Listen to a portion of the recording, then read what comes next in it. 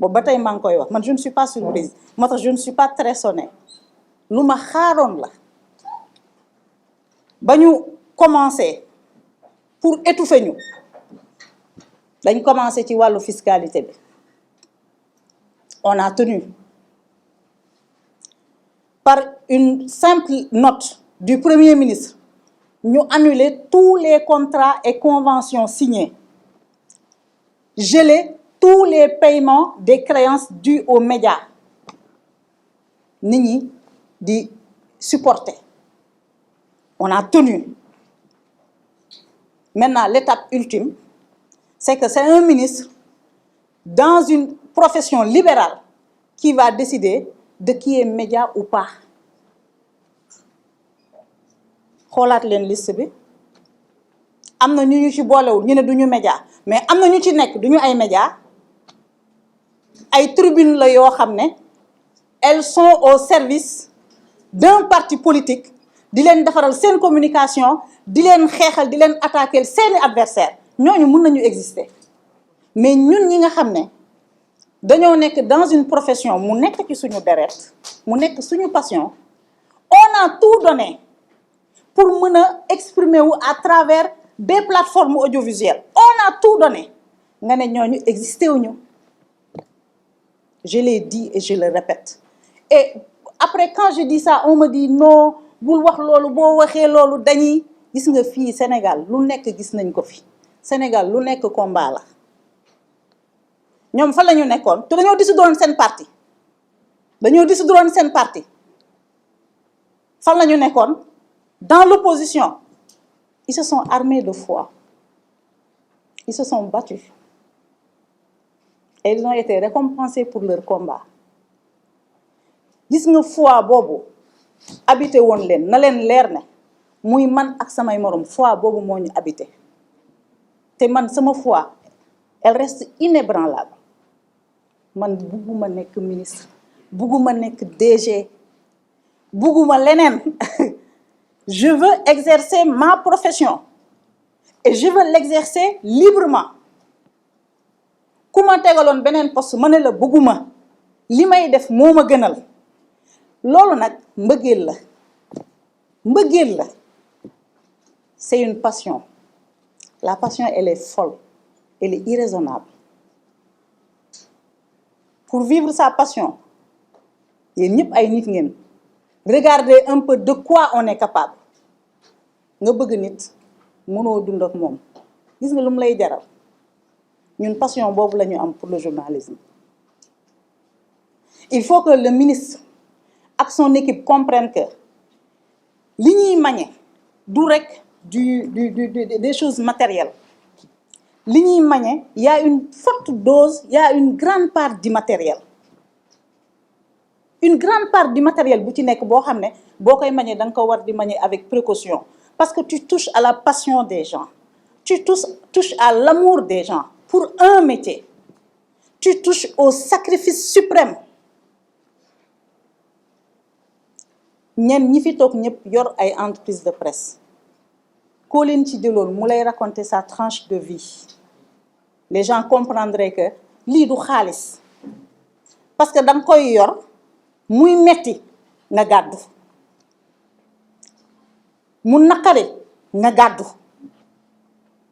mu jaral la nga jël li nga am yépp def ko ci mu jaral la nga toog weer bu dee amoo loo fayee salaire nga dem lépp banque pour fay salaire mu jaral la ñu menacer ta vie ñu mettre ta vie en danger nga continuer def ce métier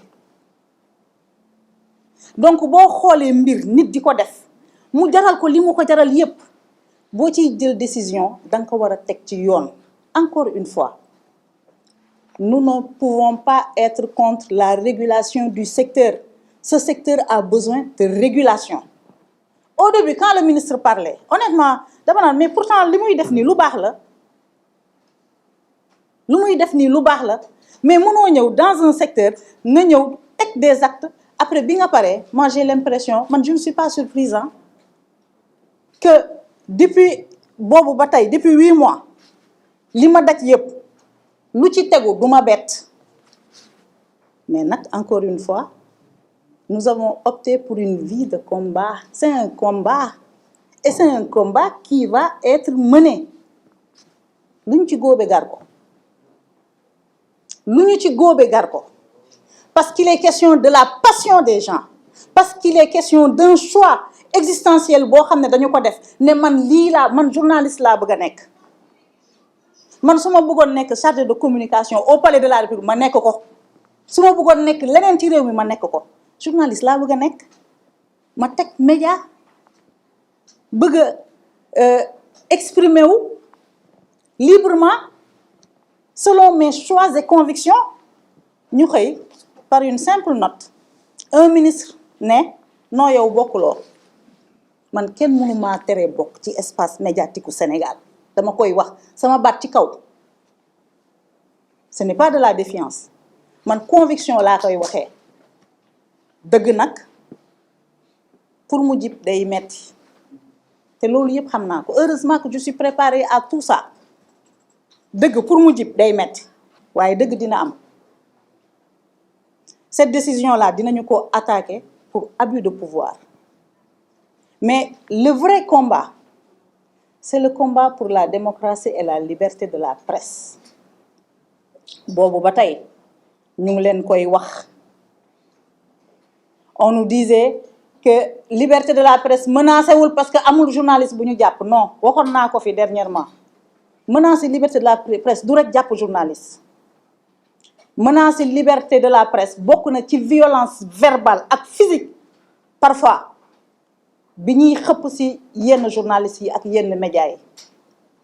Menacer liberté de la presse bokk na ci nga fekk une entité de presse muy liggéey nga engager une communication, une propagande pour justifier xañ boo leen xañ publicité boo xam ne dafa jóge ci état mu nekk lu normal. Nga ne yow da ngay càmbar, on est d'accord, pare nga sa càmbar. Est-ce que fay nga xaalis bi? Les créances dues, exécutées, est-ce que fay nga ko? Loolu bu dul menacer liberté de la presse lan la? Menacer liberté de la presse mooy nga fekk un média mu nekk au service de tout le monde, de toutes les entités, de tous les Sénégalais, quelle que soit leur appartenance sociopolitique, socio-professionnelle, socio-économique. Nga ñëw par une simple note nga bëgg a rayer ces médias-là de la carte médiatique du Sénégal. Te ku xool yenn médias yu ñu visé kenn du dof xam nañ li làqu ci ginnaaw. Et puis même bu fekkee ne dañoo ne c'est provisoire conformé wu leen mais li doon gën mooy nga woo nit ñi ne leen écoute il te manque telle pièce wala comprendre ñu telle chose balaa ngay génne une liste provisoire. Mais il faut que même psychologiquement, il faut que nous fragiliser les gens. C'est-à-dire il faut que déjà nous avons une caisse de résonance, commencer notre communication, commencer notre feni. Psychologiquement, il faut que nous déstabiliser les gens, il faut que nous jeter l'opprobre sur les gens en sortant une liste provisoire et en disant vous avez 72 heures pour vous conformer. Aliou Sall, bi texte sur les médias, mu France. C'est pas un Aliou Sall buy ñëw décider que moi Maïmouna Ndour Faye ou les journalistes de Sen TV ou les journalistes de Le Quotidien amuñu droit exercer. Et dama koy renvoyer ci ngëm-ngëmam ak ci combat. Gis nga ngëm-ngëm bi mu am ba mu jaral leen ñu bàyyi lu bari ba mu jaral leen seeni waajur di leen woo naan leen arrêté leen ñu ne leen ñun dañoo gëm suñu projet ñun dañoo gëm suñu combat. Mu jaral leen ñu dund li ñu dund yépp na leen leer ne ngëm-ngëm bu ko raw mu ngi ci ñun. Ngëm-ngëm bu ko raw mu ngi ci ñun. Réew mi kenn ñun duñu fi nekk ay sous-citoyens. Réew mi duñu fi nekk nit yoo xam ne am nañu droit exister am nañu droit noyyi oxygène am na ñoo xam ne amuñu droit noyyi ko juste parce que ces gens-là dañ leen di déranger de par leur posture. Man duma média bu ñuy jënd kenn jënduma démb. Kenn du ma jënd tey te waa Pastef war nañu am kersa ñëw ci nguur ñu naan dañoo supprimer un média comme 7TV comme Sen TV war nañu am kersa xam naa ne bu ñu gëmmee seeni bët dinañu am inconfort On a payé de tout pour respecter charte démocratie tey koo gis kulli Pastef dafa saf sàpp ci suñuy média. Et qu'est-ce qu'on nous reproche? De ne pas faire de la propagande. Qu'est-ce qu'on nous reproche? D'être équidistant. Qu'est-ce qu'on nous reproche? D'avoir été neutre. Un média doit être neutre. Au nom de quoi nga war a reprocher un média sa neutralité parce que yow jàpp nga ne tu mets en avant un projet. Ce projet-là xëy na ça doit être le Coran ou la Bible. Non. C'est un projet politique. C'est un projet politique. Mu am ñu ci am conviction gëm ko mu am ñu ci amul conviction gëmuñu ko loolu citoyen bi la le média yoonam nekku ci. Maintenant ñu indi benn nouvel ordre de la communication. Il faut être sur les plateaux, il faut être des agences de communication. Man duma agence de communication wu kenn te ma voix là personne ne peut l'éteindre jusqu'à l'extinction du soleil. Dama leen koy wax ñu dégg ko sama voix kenn mënu ko éteindre. Ce n'est pas par une simple note qu'on va nous rayer de la carte. Ce matin dama doon seetaan El Malick mu wax bu am solo mu ne bi ñu ne ko dañoo dissoudre Pastef mu ne kenn dissoudre Pastef. Pour dissoudre Pastef nañu dem ci xolu nit ñi raxas fibre ba ca nekk. Damay utiliser même réflexion bi ñun pour faire taire li nekk ci ñun en tant que journaliste il faudra nous prendre la vie. Pour nous empêcher d'exister à travers des médias il faudra éradiquer tous les médias de ce pays-là.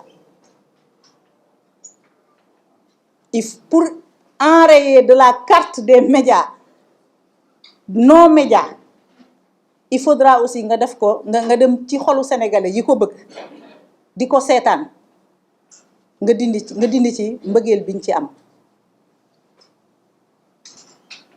Nañu bàyyi caaxaan réew dafa war a am état de droit.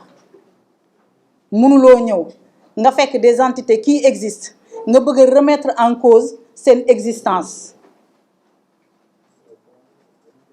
te ñooñu dañoo asseoir seen existence sur des bases légales. C'est-à-dire même l'entreprise que tu as créée ministère bi daf ko enrayé daf ko dindi. Fan la teg abus yooyu? Ce ministre là depuis qu'il est là acte yi muy posé yëpp il est dans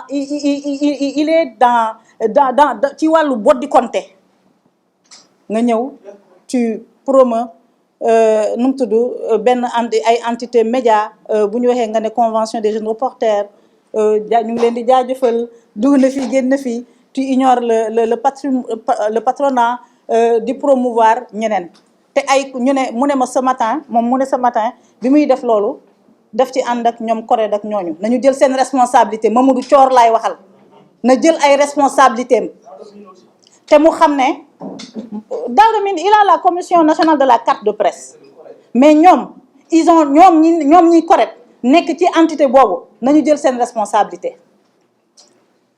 Boobaak léegi Sénégal mu ngi nekk ci crise politique ba muy nekk ci crise politique gis nañu seen taxawaay dañu doon tànn les combats.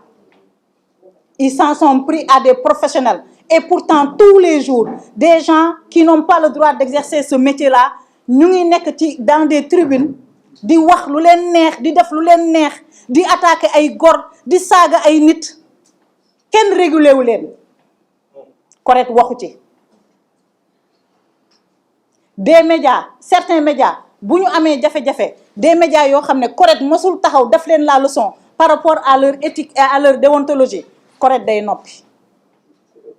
Et je prie Mamadou Thior mu bañ a nekk complice de ce meurtre qu'on est en train de commettre.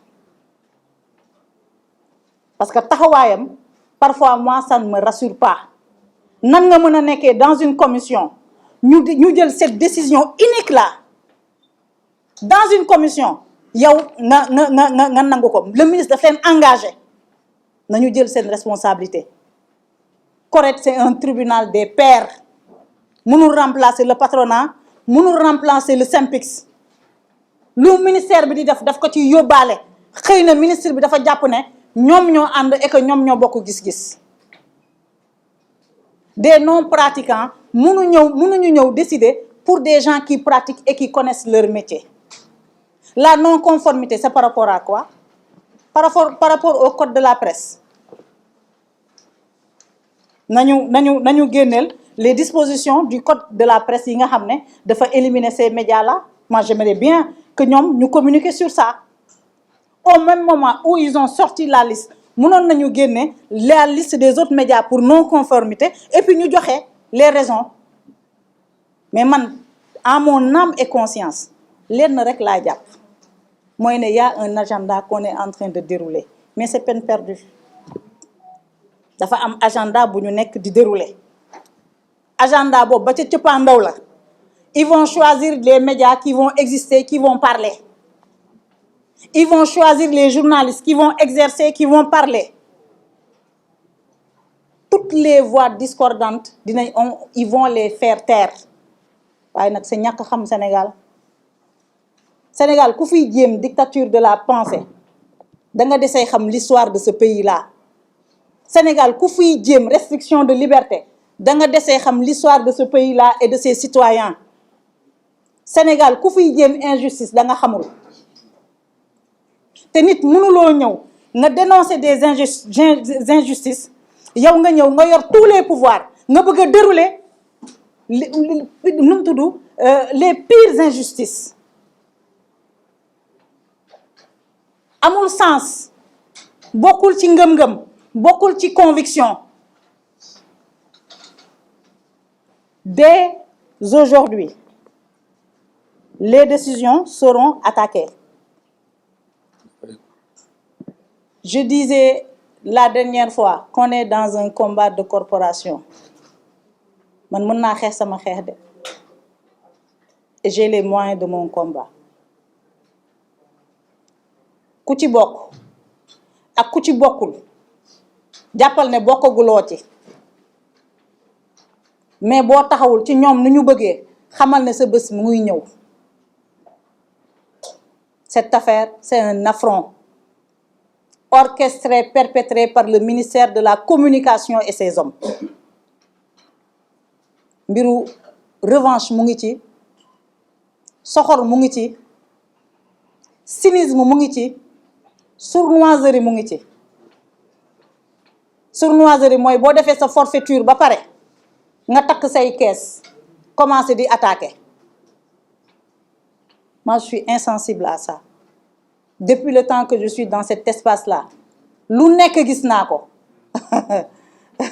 Il y a rien de tout ça lu ma mën a ébranler. Ce combat, il faut le mener. C'est un combat pour la liberté. C'est un combat pour le droit d'entreprendre. C'est un combat pour le droit d'exister. Et c'est un combat pour le futur. Parce que lii ñuy def nii bu ñu ko nangoo alors nous serons lâches.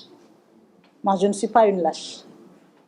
Combat bu taxaw pour cette corporation-là man politique ma awma agenda politique.